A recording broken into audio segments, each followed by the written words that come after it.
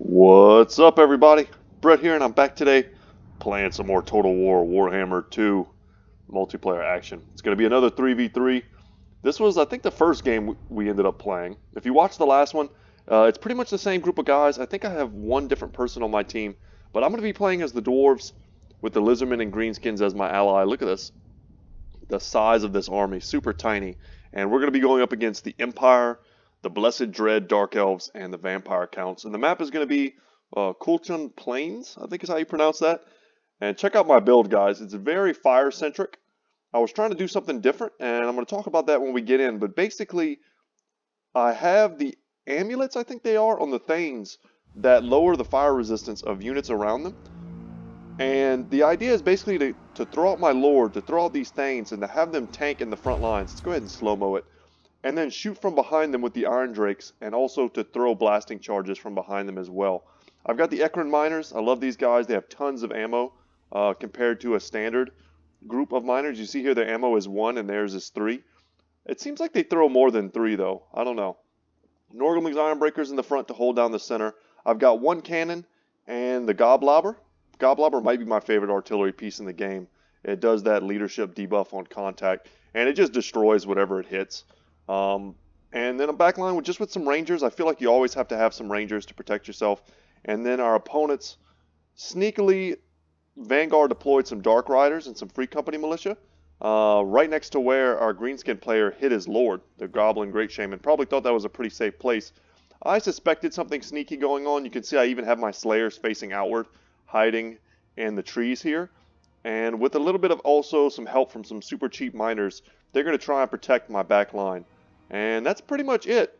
We're just going to make use of these Iron Drakes. For those of you who've never seen an Iron Drake before, look at these bad boys with their welding masks on, spouting flame. It's going to be pretty sweet. It's a fun build, and I had a lot of fun playing it.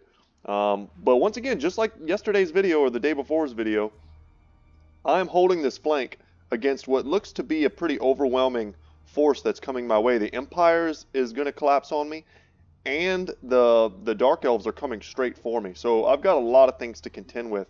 Not to mention the Vanguard deployment is pretty much completely on my end. I don't see anything else anywhere else. There are some nasty Skulkers put back here. They're going to be trying to get in. The Lizardman player, like I said, small army. He's got the Star Chamber Guardians, the elite of the Temple Guard. These guys look awesome. And just some Saurus Warriors with shields. You know, you got to have a little bit of meat. Some more Temple Guard here, and some Chameleon Skinks in the back. He's got Lord Kroq for some massive AoE damage, and then Kroq'Gar here on Grimlock is going to be great as well. He's got all of his abilities. Maybe that was a mistake. I feel like anytime I see people taking every single ability on any given Lord, I always feel like that's a mistake, because you can usually cut 1 or 2 things. He's got Hand of the Gods. He's got Deadly Onslaught, Swiftness of Itzel. So he looks like he has every single ability. And then Lord Kroq, of course, has his massive AoE, his Shield of the Old Ones. And then a pretty critical part of this build also is going to be these 2 Ancient Salamanders, which have fire damage in both melee and ranged. And I think they're going to be devastating against the Undead player for sure. Undead player is scouting forward with some Blood Knights. Ooh, that looks like a fireball coming from this Sorceress with the Lore of Fire. We'll see where that goes. Looks like it's going for my cannon. I think it is. I think they're going to try and use the fireball to snipe out cannon pieces. And I'm going to do my best this battle to hold this line. You'll see in just a minute how hard it is to hold, you know, as 1 player versus 2 player. But if there's any race in the game that can do that, it's definitely the Dawi. So my Greenskin allies got a pretty strong contingent here of Black Orcs.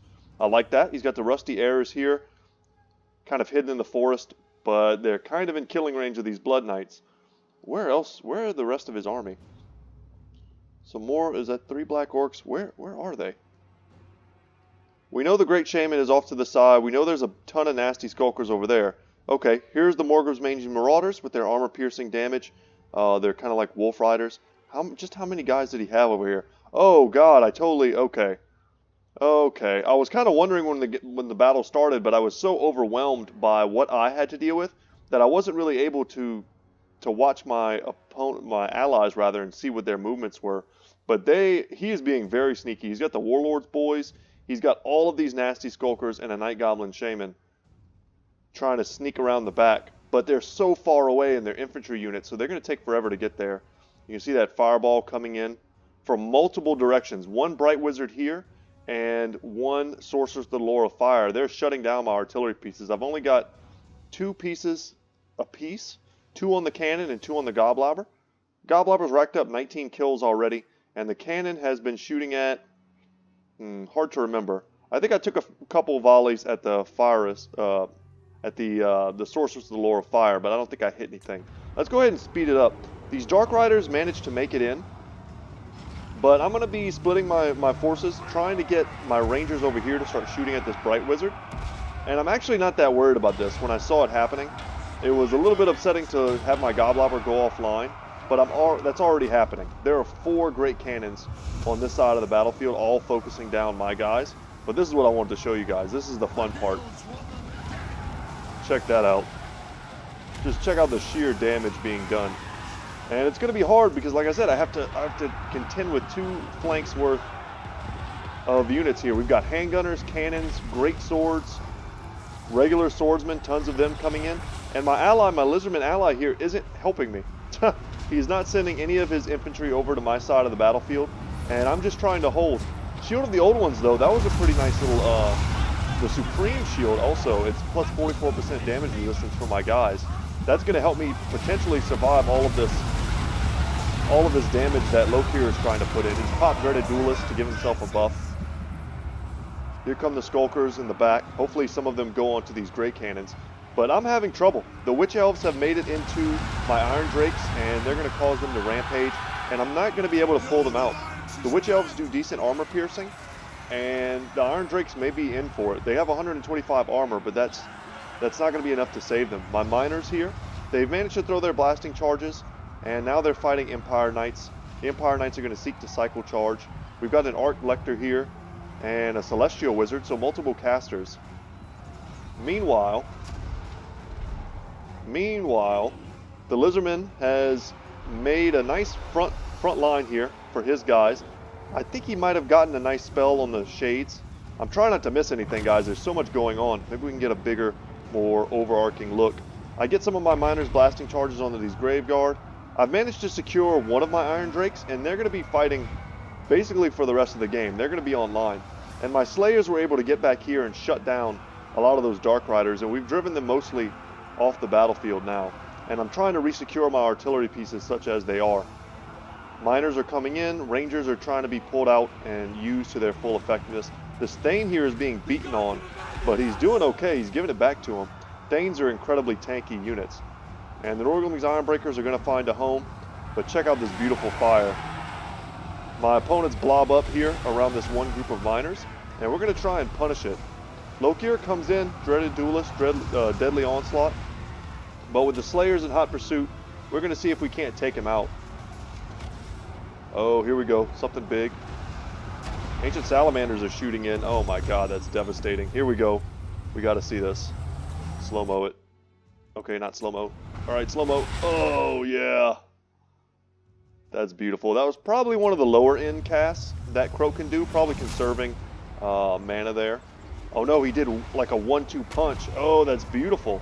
Okay, so he might have done a small one here and a medium-sized one here, and that decimated those undead. Grand Shield of Faith going off from the Archlector, protecting him, but he's got no allies. And I've managed to stabilize a little bit. My flank is kind of holding. These handgunners need to get in here if they're going to be, effective. And I'm just trying to get everything in a position to do something. The Nasty Skulkers have been cleaning up these Great Cannons, which is nice, because I think if they had stayed online, there was just no way we would have been able to handle them. And let's check out the Black Orc fight here, because they've kind of been left to fend for themselves. The Rusty Heirs are helping, I'm sure, but they've only got 2 kills.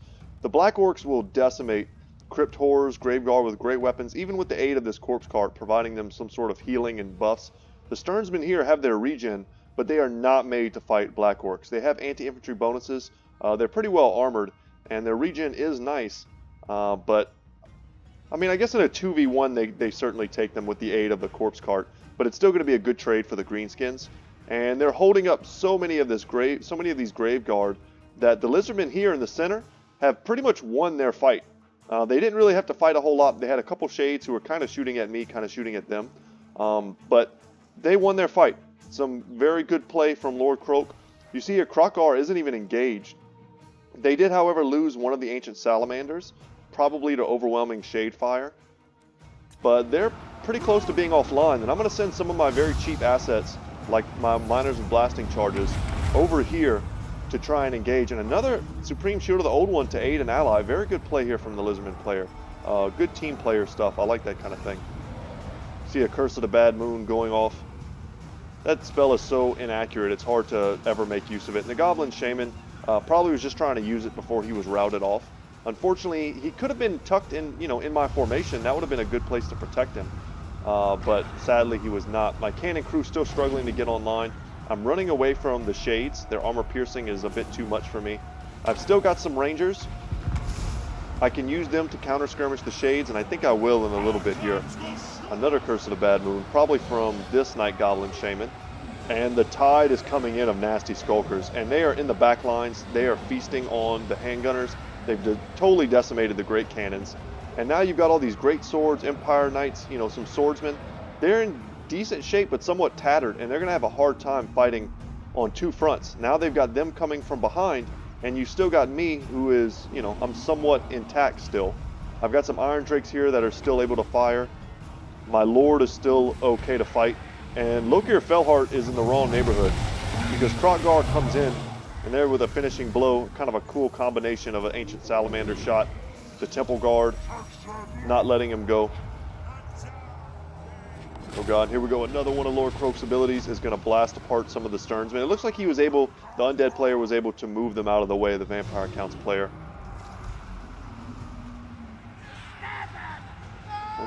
Okay. Nordling's Ironbreakers have been here fighting these greatswords almost this whole battle, and they're not doing terribly. That's not really a great battle for them, but they are so well armored, and their melee defense is 86 that it's still even fine for them to take that kind of a fight. But this double group of handgunners here is just like gotta go. And I see them at this point. I'm microing my Iron Drakes, I believe, and I'm getting into the back of these swordsmen and getting just a ton of kills on them. But at some point here, I think we all see these handgunners are posted up. My greenskin ally is sending in the Warlord's boys and the nasty skulkers. I'm sending in my Lord to come and help. Celestial Wizard dropping some lightning on these nasty skulkers, and they look like they want to break. Great swords here can do quite a bit of damage to the nasty skulkers, but once they lose the support of the swordsmen, they really kind of stand alone now. Take a bigger look at the battlefield. I'm using my one thing to chase off this entire group here, but I'm taking so many shots in the back from these dark shards, I decide to turn and fight that way. Gotta love this turtle style build though from the Lizardmen. It's super hard to crack. They have a Blood Dragon Vampire Lord who's kind of been doing his own thing for most of the battle. He's an extremely powerful duelist, but you don't want to go in there and fight Kroq'Gar in and amongst all of that type of support. Him chasing down the Chameleon Skinks is probably the best thing he could do. Look at the Goblobber. True heroes. Still trying to get him in. The Empire is finally broken. Look at that. Bathing the great swords in flame. And that's going to be pretty much it. All we have left now is the Blood Dragon Vampire Lord. I think he's going to summon some zombies and stuff too. But that was an excellent battle. I was honestly extremely concerned for most of it because I was so heavily focused on, microing my stuff to defend myself that it was very difficult for me to recognize what was going on in other parts of the battlefield. So I felt for maybe the first couple minutes like I was isolated, like I was completely alone. I saw my Lizardman ally not moving his infantry to support me on this flank, on this 2v1, and I just thought to myself, oh man, they're going to leave me high and dry. I'm going to get totally crushed. And then I also didn't recognize just how many Vanguard deployed units were here. I remember seeing the Black Orcs and the Rusty Errors and, the Morgre's Mange Marauders. I remember seeing the Shaman over here behind me, but what I didn't know was that they had such a huge Vanguard deployment. So for me, from my perspective, I felt like I just had to turtle up and survive and play almost kind of a single player game against like a 2v1. Let's go ahead and look who did what and how everything shook out. But if it wasn't for the nasty skulker play, getting in and amongst these great cannons and then eventually, kind of forcing the handgunners to run away, The Great Cannons would have been devastating this game. They still had tons of ammunition, uh, especially against our Lizardmen ally. I mean, imagine 4 Great Cannons being trained on Lord Skroq. Like how devastating that would have been. It would have taken 1 or 2 volleys and boom, they would have been out of the fight. And Star Chamber Guardians, they of course did great work. The Ancient Salamanders, a lot of these kills were on Shades, and a lot of their DPS went into taking out like Loki or Felhart, who struggled to find a home, I think. I don't know if he used any of his breath attacks. I didn't see any. But a couple key breath attacks in different places might have been devastating. He was riding his unique dragon for that battle. And I mean, the Dark Riders did work. You know, at the start of the battle, they did disrupt my artillery. Despite us being able to shut them down, they managed to stay in the battle and be annoying for most of that fight. But these Shades, I think they blobbed up just a little too much. And, you know, despite only getting a few kills, I think they were shooting at kind of key targets. But, you know, killing one Salamander is cool, but after the Salamander already gets, you know, that much value, it's a little bit wasted. But they were heavily focused. But Shades are a unit, you want to keep them very separate, far enough away that they can't ever be picked off by any one spell or unit, but close enough that they can support each other with crossfire and they can target the same units to devastating effect. These Witch Elves really wrecked me. They got into my backline and rampaged several of my units at once. And the kind of double fire mage build that was happening, even the Celestial Wizard, that lightning strike that we saw, I think it's called Eurasian's Bolt, something like that. But it's special effective against artillery pieces. So they had everything they needed to crush my artillery. Massive amounts of artillery. Vanguard deployed cav, very light cav, and double fire casters with the Celestial Wizard. I mean, that just totally destroys Dwarven artillery, and I'm super glad that I didn't decide to go like a 4 or 5 cannon build, which is a little bit cheesy, but when you're the only artillery player really on your side of the battlefield, I think it's okay in a 3v3 to go that heavy on artillery.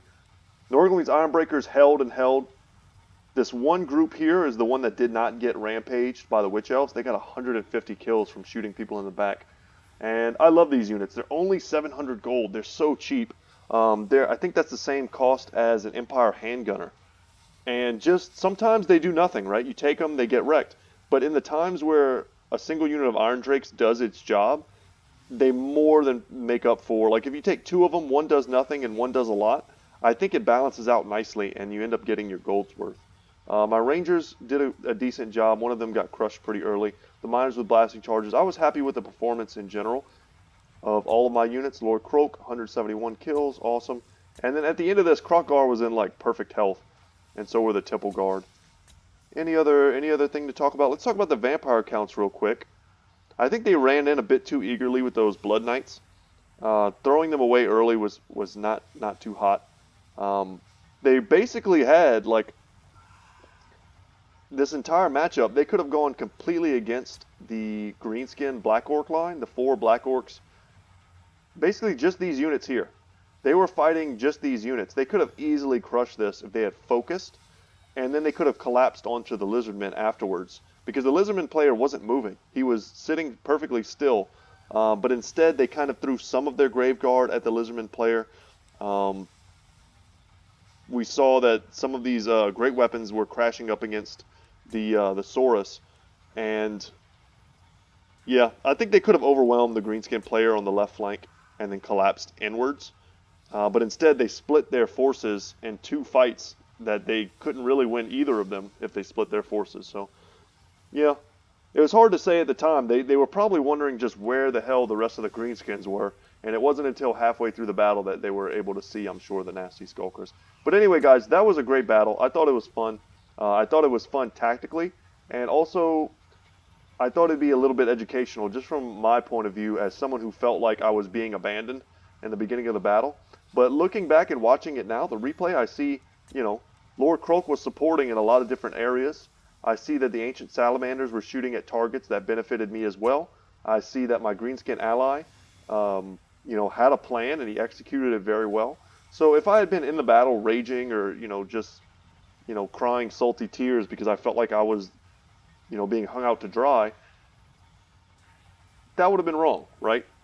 I would have been totally wrong in that instance. And I think as the dwarves, I had the right tools to sustain and hold out that flank. So, great play from everybody.